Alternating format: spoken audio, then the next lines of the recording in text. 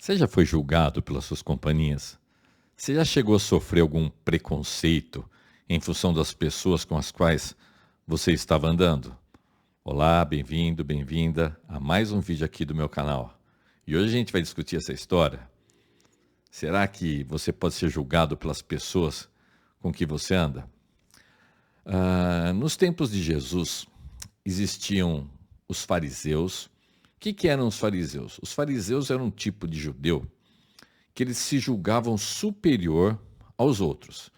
Eles se achavam, digamos assim, mais iluminados do que os outros judeus, eles tinham um conhecimento superior da Bíblia, do Antigo Testamento, eles eram extremamente ritualistas, tinham inventado um monte de coisa que tinha tornado mais dura ainda a lei de Deus. E para os fariseus, quem não era fariseu era nada, era lixo, digamos assim, sabe? Então esta era a visão dos fariseus. E Jesus, ele andava com todo tipo de gente. Ele andava com publicanos. O que era um publicano? Um publicano era um judeu cobrador de imposto. Então o publicano, ele era odiado. Mas pensa numa pessoa odiada, um publicano. Por quê? Porque ele era judeu, ele recolhia imposto, mas o imposto era para Roma. E normalmente os publicanos, eles extorquiam, eles cobravam a mais, porque o que eles cobravam a mais podia ficar para eles. Então, assim, eles eram odiados, eles eram judeus odiados, os publicanos. E Jesus andava, então, com publicano. Pensa assim, publicano é aquele tipo que hoje em dia seria execrado pela sociedade, um super estigmatizado. Jesus andava com prostitutas, meretrizes, com os excluídos, as crianças judias, por exemplo, elas não tinham elas não eram muito consideradas pelos judeus. A criança não tinha a importância que tem hoje. E Jesus abraçava as crianças, colocava a criança no colo.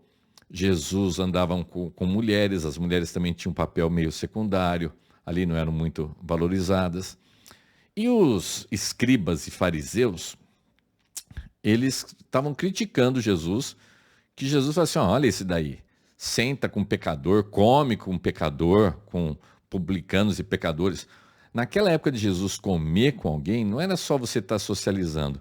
É como se você aceitasse a pessoa, considerasse a pessoa, tinha um outro peso. Então Jesus vê que eles estão metendo a boca nele, que eles estão falando sobre isso daí. Isso está lá em Lucas 15, no Evangelho segundo Lucas, capítulo 15, é muito bonito. E aí então Jesus profere 3 parábolas, ele dá 3 exemplos. Parábola é você falar de uma coisa que não tem nada a ver com a outra, mas que faz você pensar numa coisa. É uma ilustração. E Jesus profere, então, 3 parábolas. São as 3 parábolas de Lucas 15. É muito bacana. Ele dá um exemplo de um pastor que tem 100 ovelhas, uma se perde, ele vai atrás, encontra. Ele dá um exemplo de uma mulher que perde um dinheiro, vira a casa de pão de cabeça para achar.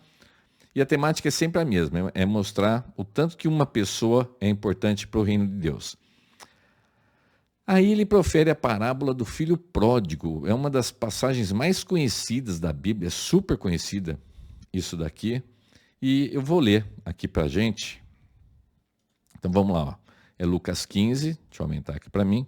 É Lucas 15, aí muda o cenário, né? Você vê tudo isso daqui. Quando eu estou sozinho com você, a gente fica só aqui. Então vamos lá, ó. Lucas 15, versículo 11. E Jesus disse ainda, um homem tinha 2 filhos. Certo dia, o mais moço disse ao pai, pai, quero que o senhor que me dê agora a minha parte da herança. E o pai repartiu os bens entre os 2.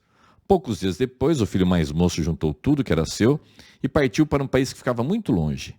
Ali viveu uma vida cheia de pecado e desperdiçou tudo que tinha. O rapaz já havia gastado tudo quando houve uma grande fome naquele país e ele começou a passar necessidade. Então procurou um dos moradores daquela terra e pediu ajuda. Este o mandou para sua fazenda a fim de tratar dos porcos. Ali, com fome, ele tinha vontade de comer o que os porcos comiam, mas ninguém lhe dava nada. Espera aí que eu me perdi aqui. Pronto.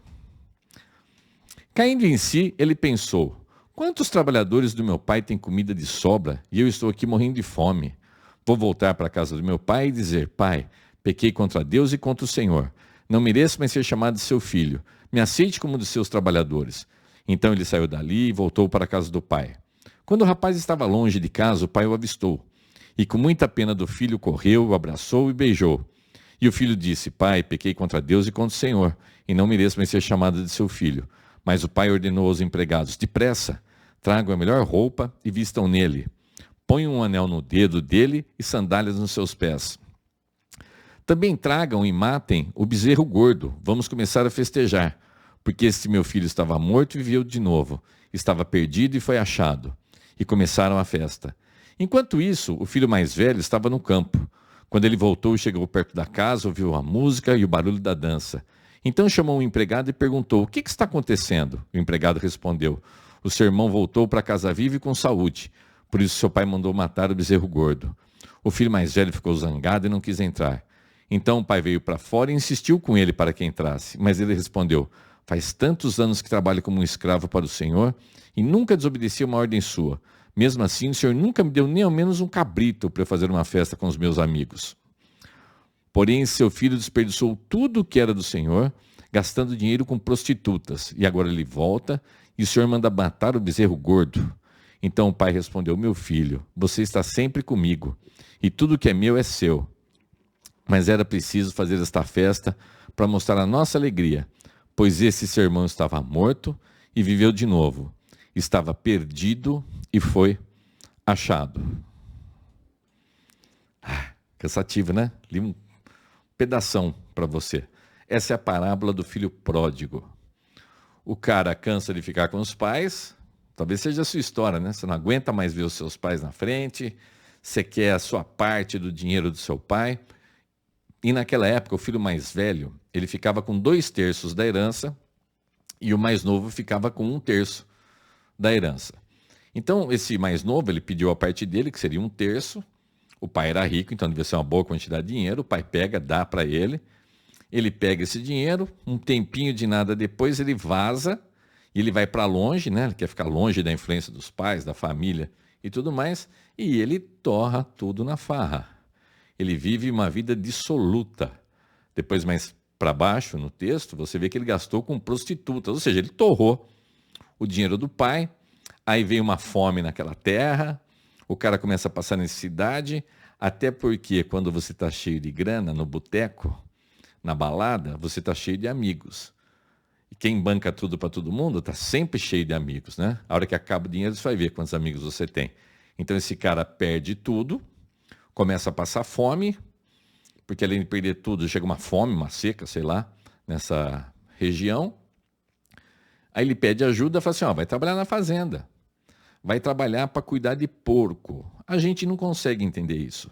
Mas para um judeu daquela época, você ir trabalhar para um gentil, para uma pessoa que não era judeu, e ainda por cima para tomar conta de porco, que era considerado um animal imundo, isso era uma vergonha assim absurda, sabe? Era você se rebaixar ao que tinha de mais baixo mesmo, de vil. Era uma coisa terrível. E ele fica secando a comida dos porcos. Ele quer comer o que o porco está comendo. Hoje em dia seria você querer comer lavagem, de tanta fome que ele passava.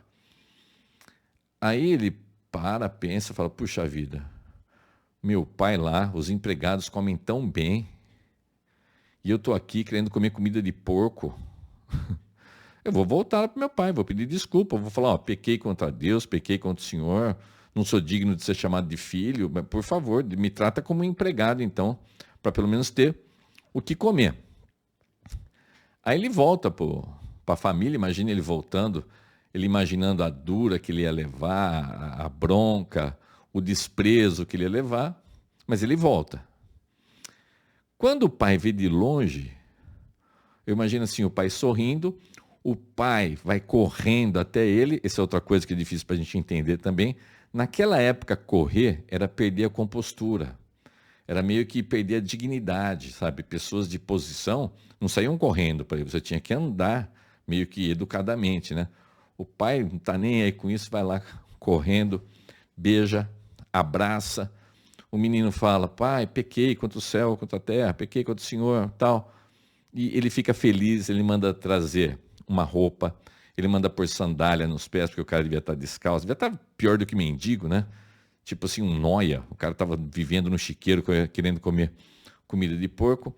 Manda pôr um anel no dedo, Você dá uma roupa nova, você pôr um anel no dedo, pôr um anel no dedo era restaurar a pessoa a uma posição elevada. Era mostrar que ele não estava ali como empregado, como servo. O pai aceita ele como filho e fica feliz. E era comum naquela época eles terem um bezerro gordo, um bezerro cevado, que eles falavam. Para quê? Para ocasiões de festa. Ele manda pegar esse bezerro gordo, cevado, matar, né? Vamos fazer um churrascão aqui, uma festa, porque esse meu filho estava perdido e voltou. Essa é a alegria do pai. Essa é a alegria do pai. Jesus está mostrando com isso, e nas parábolas anteriores, que era aquela lá das 100 ovelhas e da dracma perdida, do dinheiro perdido da mulher, Jesus está mostrando a importância que uma alma tem para Deus. Nas parábolas anteriores, Jesus fala que há uma festa no céu para um pecador que se arrepende do que para 99 justos que não precisam de arrependimento. Que quando alguém se converte dos seus maus caminhos, que tem festa no céu. Então, esse pai recebe o filho com alegria. Jesus está fazendo essa parábola para comparar como que Deus se sente, ou como que Deus se preocupa com uma alma só.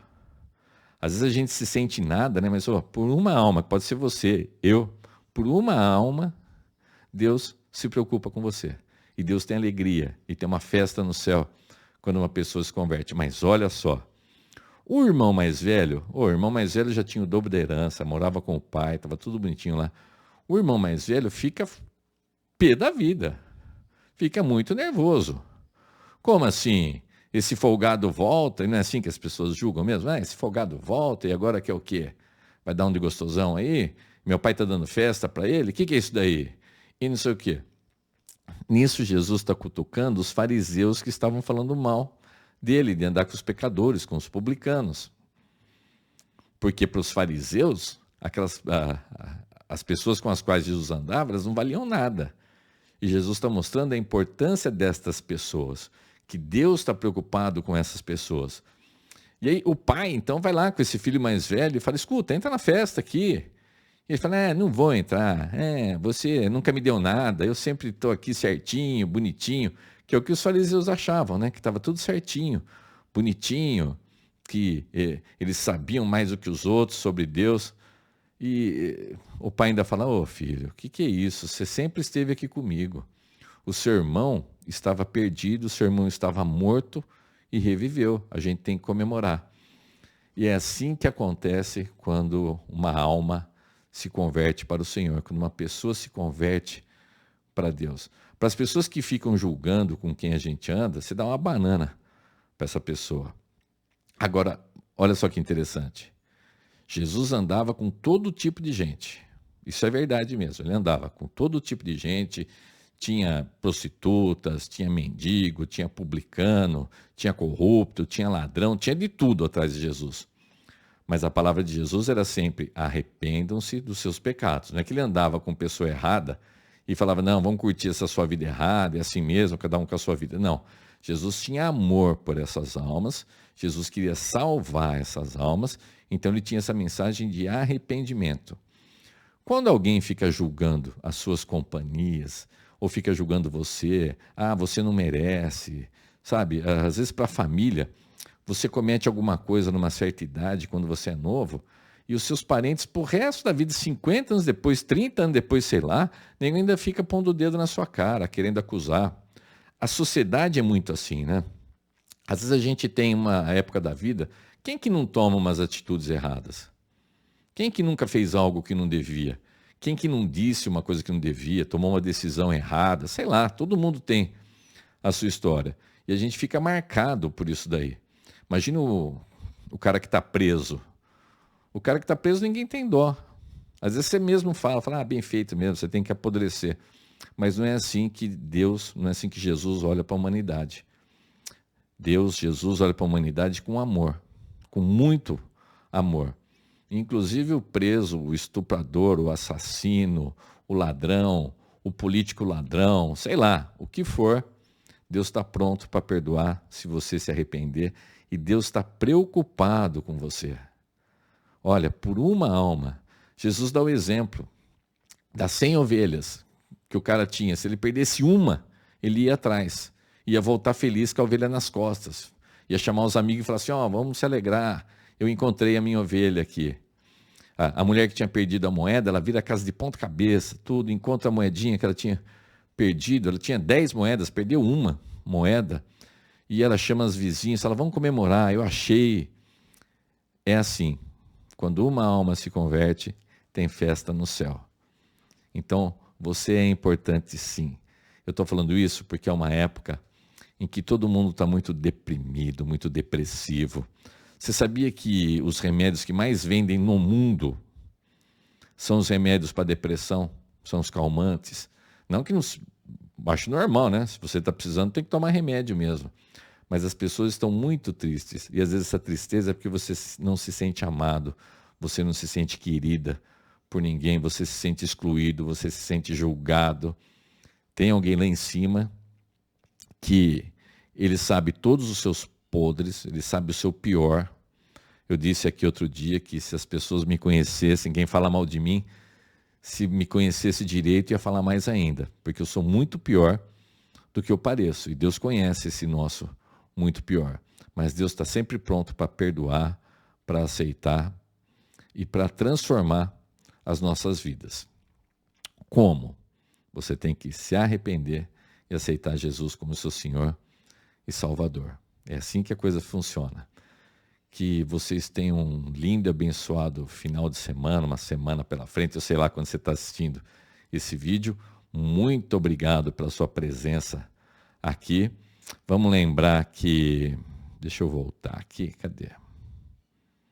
Aqui, eu me perco, né? Deixa eu por aqui.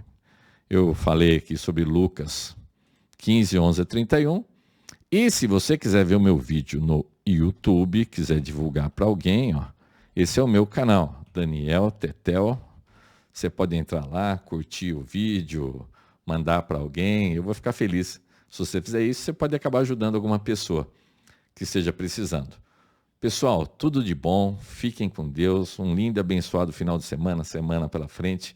Que Deus abençoe grandemente todo mundo. Um grande abraço. Tchau, tchau.